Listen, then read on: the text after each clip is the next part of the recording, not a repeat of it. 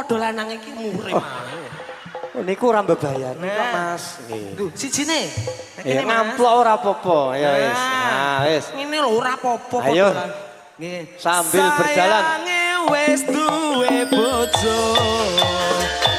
Nanging aku Mas wis kebacut tresno. Ana longso.